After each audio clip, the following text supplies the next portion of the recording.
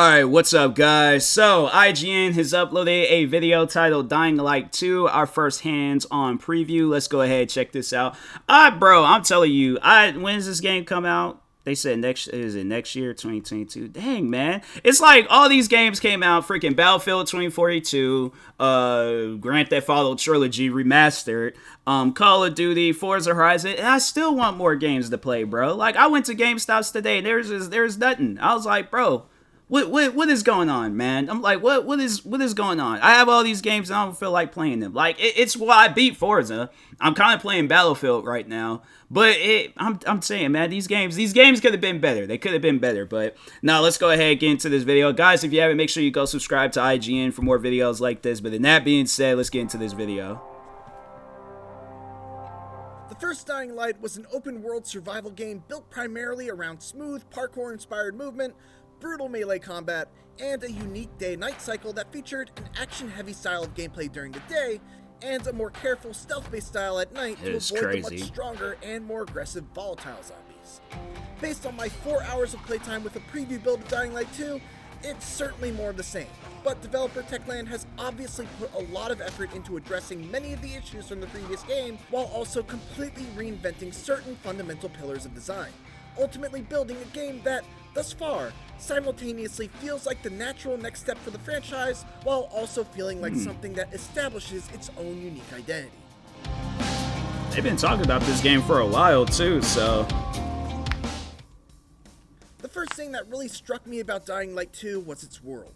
The original's open world was a highlight due to how it was designed to be a playground for your parkour skills, but it was so grounded in reality that it didn't really have a distinct visual style. That's changed in Dying Light 2, which takes place 20 years after the collapse of society. Humanity has fallen back into a modern medieval period, and nowhere is that more apparent than the Bazaar, which serves as the primary safe zone in Old Villador, the city where the bulk of my play session took place.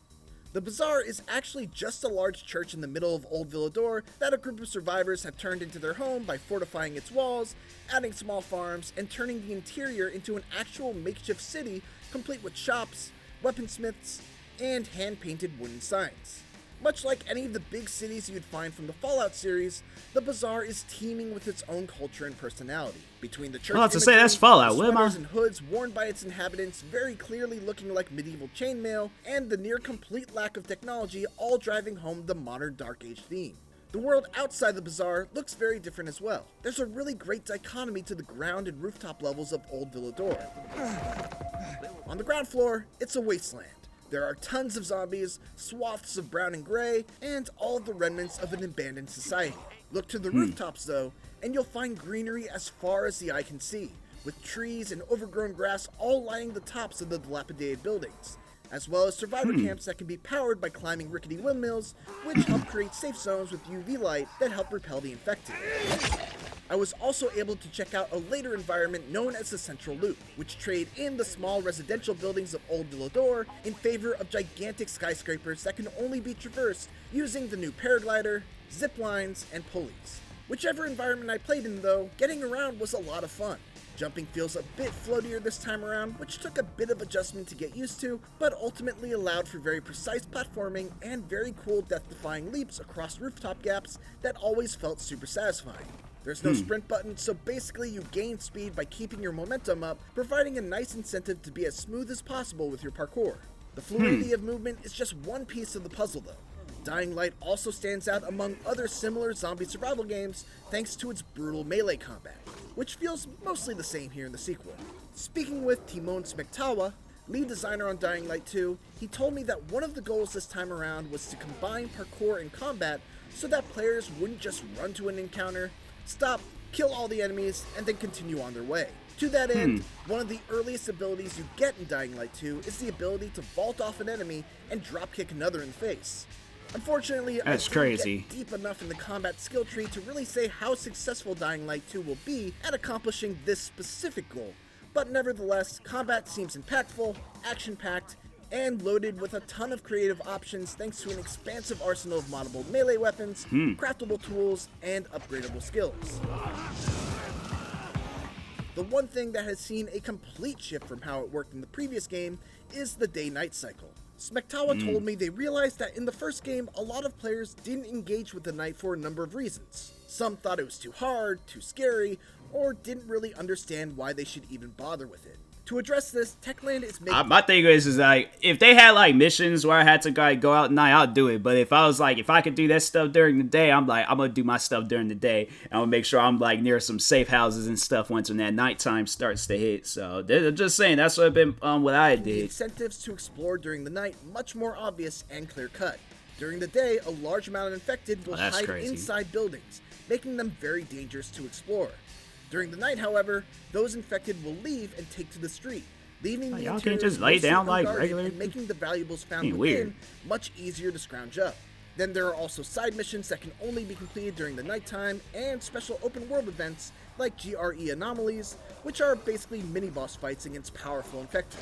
Beyond that, hanging around during the night is not quite as dangerous or as scary as it was in the past. Volatiles no longer just roam the city, or at least they didn't in my experience. Instead, there are special infected called Howlers that will alert the Horde to your presence when they spot you, triggering a GTA-like multi-tiered chase sequence that forces you to either run away and break line of sight, or stand and fight until there's no one left to give chase. The longer you stay within the range of the infected, the more your chase meter fills, with each new level calling in more and more dangerous threats, until finally, it gets to level 4, at which point, you're in big trouble. The final pillar of Dying Light 2's design, and one that wasn't really present in the first game, is that its choices I ain't signed up for all this, but I'm gonna still buy it. And the actual gameplay. I encountered several points in my playtime where I was offered choices between siding with one faction or another. And while I can't really comment on how deeply those choices may have affected the overall narrative, they seem pretty dramatic. Like making the decision of whether to share valuable information with the survivors back at the Bazaar, or taking that information back to the law-enforcing peacekeepers. You can also capture specific facilities and make the choice of whether to give control to the peacekeepers or the survivors, with each choice offering its own benefits and perks. Granting control to the peacekeepers will reward you with some sort of combat-related perk, like arming all the vehicles in the controlled area with a remote-controlled car bomb, while granting control to the survivors will instead reward you with a perk that makes traversal easier. For example, having zip lines that allow easier rooftop travel in the area. The more you align with a particular faction, the more powerful the perks you acquire. All in all, I had a lot of fun during my time with Dying Light 2. My 4 hours of playtime were pretty much exclusively directed towards main quest content, so unfortunately, I didn't get much of a chance to take a look at the multitude of side quests, side activities, and challenges, but even with just a glance, it's clear that Dying Light 2 will be a massive game. One that will once again be playable cooperatively comes as off well. like it. We'll soon see how it all turns out when Dying Light 2 is released on PC, PlayStation 4, PlayStation 5, Xbox One, and Xbox Series consoles on February 4th, 2022. Dang. Thanks for watching, and for more Dying Light 2, make sure to check out the latest trailer. And for everything else, keep it here on IGN. It looked fun though. I didn't know it was a race.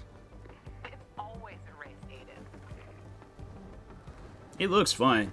I'm definitely gonna buy it, so it ain't even like up for question. Like, no, I'm going to get it. It looked fun though. Yeah, I can't wait for that. So I need something, man, because I'm saying there's not enough games that's out right now. Maybe there might be some stuff that'll come out like throughout that time. I don't know. But anyways, no, this was a pretty good video though. Make sure if you guys haven't, definitely go subscribe to IGN for more videos like this. Show them love, support, all that stuff. Like, subscribe to me too, and I'll talk to you guys later. Thank you guys for watching, and peace.